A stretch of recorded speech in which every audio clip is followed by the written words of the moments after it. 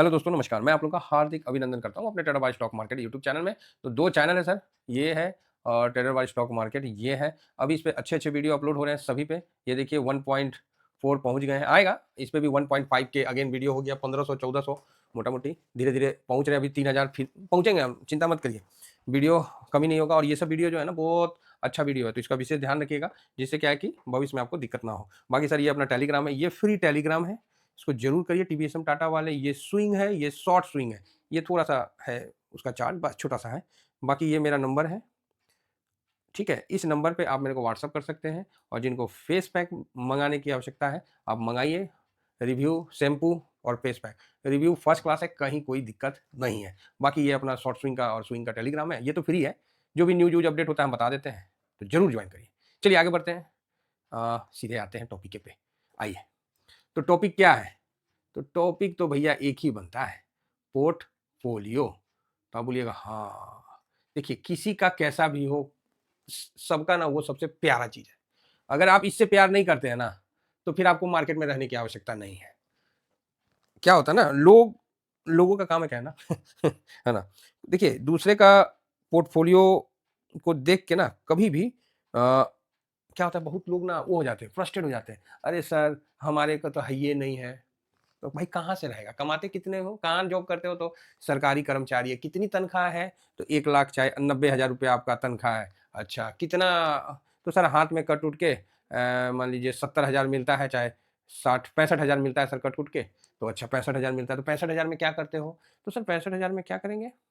अपना सर खर्चा हो जाता है घर में 35 से 40 से मतलब इसी में चला जाता है सर। 40,000 घर में खर्चा हो जाता है, प्लस 15,000 सर लोन है और सर फिर बच्चा का और जो भी है उसी में खर्चा हो जाता हैं? तो 5,000 हो जाता है सर, तो बहुत कम बचता है। हाथ में सर 5 से 10,000 रुपया बचता है, ठीक? हाथ में 5 से 10,000 रुपया बचता है सैलरी से सर। कैसे करें, ईएमआई भी चला जाता है, पर्सनल लोन भी ले रखे थे, होम लोन भी ले रखे हैं और मतलब बिल्कुल भाई कोई नहीं सुनेगा। मैं सीधा बता रहा हूँ, कोई नहीं सुनेगा आपका ये मतलब दर्द भरी कहानी, किसी को इंटरेस्ट नहीं है, ठीक है? किसी को इंटरेस्ट नहीं है, इसलिए कहानी ज़्यादा सुनाने का नहीं है। किसी को इंटरेस्ट नहीं है, बल्कि जब आप बोलिएगा तो जिसको बोल रहे हैं, चाहे वो आपका भाई हो, क्यों ना हो, चाहे कोई अपना ही क्यों ना हो, वो भी कन्नी काटेगा। काहे तो भाई कहीं मेरी से तो डिमांड ना कर देगा कि ऐसा करो ना, तुम ही थोड़ा-सा इस महीना हाथ तंग है, 50,000 रुपया दो ना। भाई सोचेगा यार इसके हाथ में तो 5,000 रुपया बच रहा है, इसको हम 50,000 दे देंगे, तो ये मेरे को रिटर्न कब करेगा? तो ये तो चंदा खाता में चला गया,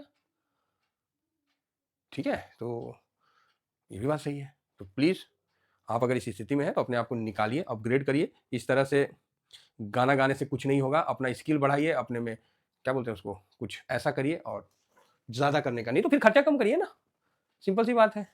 कमाई अठन्नी खर्चा रुपया क्यों भाई? थोड़ा-सा शौक पे कंट्रोल रखो। शिकार तो एक ही बार होता है। उसका सँभालने का प्रबंधन अगर मजबूत है ना, तो उसको सँभाल लेगा। मतलब सैलरी तो महीना में एक ही बार आएगा। तो उसको सँभालने वाला अगर ठीक है ना, तो उसी को सँभाल के वो अपना भविष्य बनाने के लिए आगे बढ़ जाएगा। एक चीज़ और याद रखिएगा, कुछ लोग अपने रिश्तेदारी में पैसा बहुत गिफ्ट के तौर पे दे देते हैं। गिफ्ट नहीं मतलब सर क्या बताएँ, ऐसा प्रॉब्लम हो गया था तो देना पड़ा। इसका रीज़न बता रहे हैं, क्योंकि मेरे पास तो हर तरह के लोगों का सुनते रहते हैं, तो मैं सोचा कि आज आप लोगों को भी थोड़ा सुना दूँ।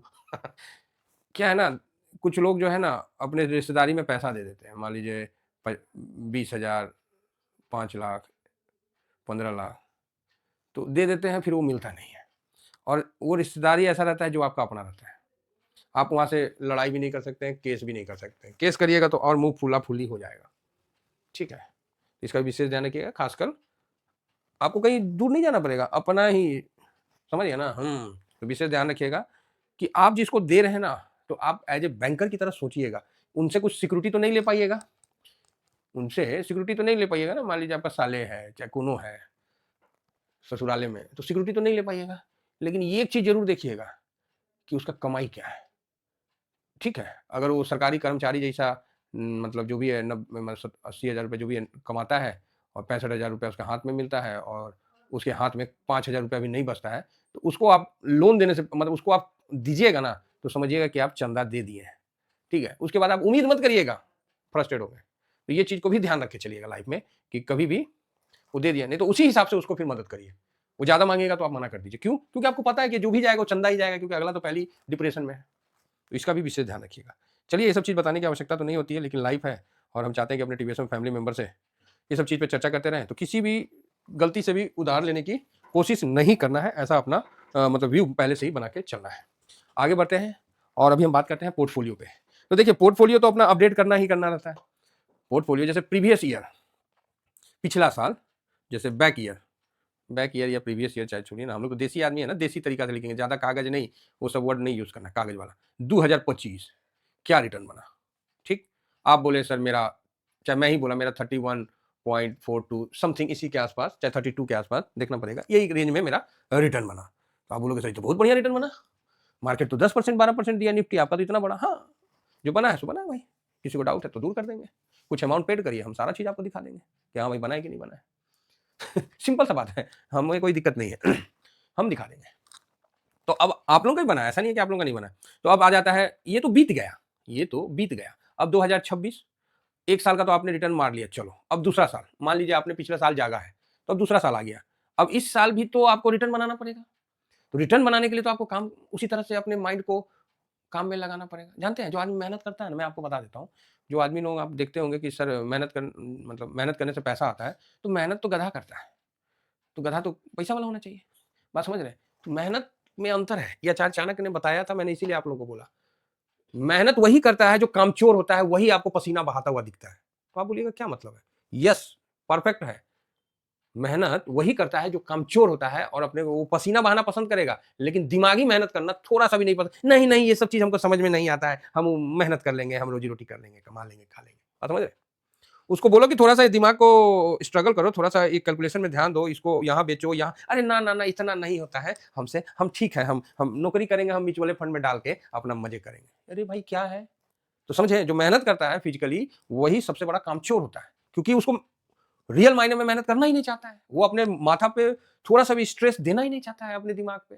आप देखिए ना मोदी साहब को, कितना स्ट्रेस है। बताइए, एक वो आदमी है, अब पता ना अमेरिका से ट्रम्प भी उंगली कर रहा है, इधर भी उंगली कर रहा है, बांग्लादेश भी, पाकिस्तान, चाइना, पूरा वर्ल्ड, फ्रांस भी बोल रहा है कि भाई आप पुल बन जाइए, ये बन जाइए, वो बन जाइए, प्लस 150 करोड़ का आबादी, कौन कहाँ बम मार दे रहा है, कौन कहाँ स्कॉलरशिप जीत ले रहा है। बताइए, इतना लोगों का टेंशन आदमी ले रहा है, वो क्या मेहनत कर रहा है? तब बोलिएगा ना वो तो मेहनत नहीं करता है, वो तो इसी में बैठे रहता है। अरे बुर्बक, वो बहुत मेहनत करता है, लेकिन वो अपने दिमाग से मेहनत करता है, दिमाग को शांत नहीं रहने देता है। तो 2 टाइप का मेहनत होता है। फिजिकल मेहनत जो करता है वो कामचोर होता है। क्यों? क्योंकि दिमाग से मेहनत नहीं करने जाता है, इसीलिए वो फिजिकल मेहनत करता है। और जो दिमाग से मेहनत करता है उसको पता है कि हमको किस जगह अपना बॉडी का यूज़ करना है, जो दुनिया को दिखेगा कि हाँ, बॉडी यूज़ हो रहा है, मेहनत कर रहा है। इस चीज़ को ध्यान रखिएगा। अब आइए आगे बढ़ते हैं। तो पोर्टफोलियो का आपको रिटर्न बनाना है। तो क्या होता है ना, इलन मस्क से सीखिए, एक बड़ा टारगेट सेट कर देगा। ये टारगेट मेरा है कि भैया हमको 5 साल, 10 साल, 15 साल में इस जगह जाना है। ठीक? एक एवरेज रिटर्न के साथ, एक एवरेज रिटर्न के साथ आपने एक जगह सेट कर दिया, झंडा गाड़ दिया। हाँ, ठीक है, झंडा गाड़ दिया एकदम। अब क्या है कि इसको पाने के लिए आपको इसको छोटे-छोटे, छोटे-छोटे, छोटे-छोटे पार्ट में डिवाइड करना पड़ेगा। मान लीजिए आपका टारगेट है, कुछ भी है, उसको आपको फिर खंड-खंड में तोड़ना पड़ेगा। मान लीजिए आपने 10 मतलब एक टारगेट रखा कि नहीं मेरे को 8 करोड़ चाहिए, चाहे 20 करोड़ चाहिए, जो भी है, एक आपने टारगेट रखा। उस हिसाब से उसको साल में बाँटा, ईयर में बाँटा कि ईयर में कितना होगा। उसके बाद उसको मंथ में बाँटा। फिर मंथ के बाद उसको फिर हो सके तो वीक में या 10-10 डेज में 3 भाग में बाँटा, एटलीस्ट 1 बाय मंथ को 3 भाग में बाँटा, 10-10 दिन में बाँट लिया या 15-15 दिन में बाँट लिया, मतलब जैसे भी हो, उसको अपना टारगेट हमेशा दिमाग में घूमते रहना चाहिए। तब जाके वो उस जगह पहुँच पाएगा, नहीं तो नहीं पहुँचेगा। सिंपल है। हाँ, ये चीज़ है, अगर वो कोशिश करते-करते हार भी जाता है ना, तो पिछले टारगेट से, पिछले लक्ष्य से वो बहुत ऊपर उठ जाएगा। अपने जिस सर्कल में है ना, उससे बहुत ऊपर उठ जाएगा। ये चीज़ भी आप समझ के चलिए। तो आप बोलिएगा ठीक है। दूसरा, आप पोर्टफोलियो बनाते हैं, तो उसको अभी हम 15 दिन में अपना दिखलाएँगे कि 31 तारीख से अभी तक मेरा क्या सिचुएशन है और क्या मेरा है, कितना परसेंट हम तकरीबन कैश में हैं, कैसा सिचुएशन है, करंट वैल्यू के अनुसार हम क्या कैश में है, तो वो भी मैं बता ही देता हूँ। करंट वैल्यू के अनुसार मैं कितना था जी? 29% के आसपास, 29 टू 30% के आसपास मैं कैश में हूँ। ये मेरा करंट वैल्यू के हिसाब से है, ठीक है? करंट वैल्यू के हिसाब से मेरा ये चीज़ है, अभी के है। तो आप बोलोगे सर आपने तो एक बार बोला, आपने बोला था अभी कि मैं 34% जो भी था। भाई ये जो मैंने बोला था ना उस समय, वो प्रीवियस जो 31/12 का अमाउंट था ना, उसके बेस पे मैंने बोला था। इस पे फिर एसआईपी भी तो गया। तो ये चीज़ है, इसलिए ये करंट वैल्यू में जब देखा, क्योंकि करंट वैल्यू बड़ा हुआ, तो बड़ा हुआ तो फिर आपको 29% कैश में आ गया। हम बोले ठीक है, हम बोले चलो ये तो बढ़िया बात है। अब एसआईपी आया। अब एसआईपी आपको लोग बहुत कुछ बोलते होंगे, अगर आपको जानना है ना कि एसआईपी कितना करें, तो भाई साहब एक बात बता देते हैं, और आज से पहले आपको कोई नहीं बताया होगा, क्योंकि जो ग्राउंड का प्रैक्टिकल करने वाला आदमी है ना, वही आपको हकीकत बताएगा। बाकी तो सब किताब से पढ़ल है, सब तो किताब से पढ़ के आया कि हेने कर देंगे, होने कर देंगे, कोट कर देंगे कि हम इस किताब में हमको इसके अनुसार फलाना फलाना फलाना, para number, page number, roll number. अरे हम लोग किताबी कीड़ा नहीं, हम लोग ग्राउंड के कीड़ा है। आज आपको बता देते हैं कि एसआईपी किस बेस पे किया जाता है। तो आप बोलोगे बताओ सर। अगर देखो आज के टाइम में धीरे धीरे लोगों का थोड़ा सा कमाई का स्टैंडर्ड अप हो गया है, ठीक है, तो मैं जो एक नॉर्मल बता दे रहा हूं, क्योंकि देखो हम लोग भी साहब सरकार 2019 में ना 50,000 रुपया पर मंथ पर व्यक्ति आय बोला था। तो अगर आप 2 लाख ऊपर कमा रहे हो तो आप लोअर मिडिल क्लास में हो, ठीक है, तो हम लोग उसी हिसाब से बात करेंगे। अब आप बोलोगे सर मैं तो 40,000 ही कमाता हूं तो मैं क्या करूं, थोड़ा बर्दाश्त करिए। आपको अपना एक पैरामीटर सेट करना पड़ेगा।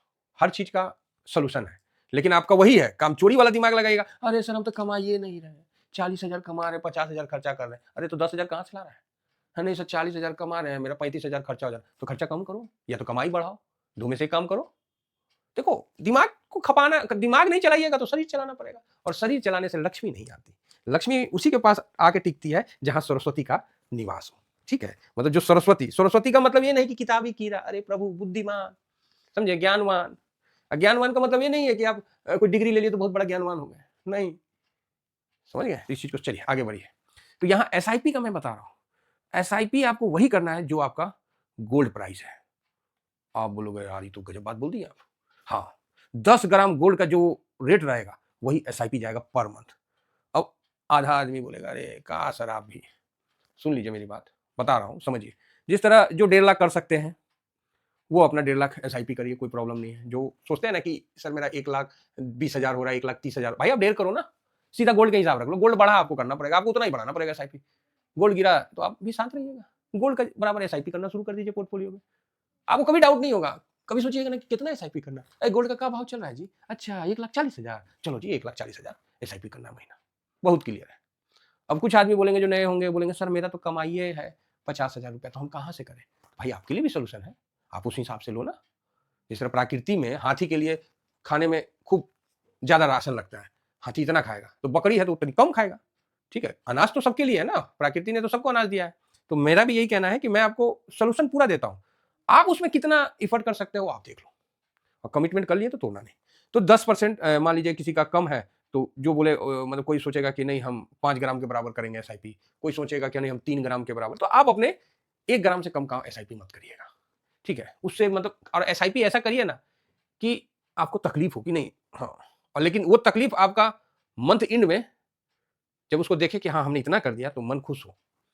तकलीफ तो देना पड़ेगा, ठीक है। तो आपको समझ में आ गया एसआईपी कितना करना है, तो आप बोलोगे हाँ।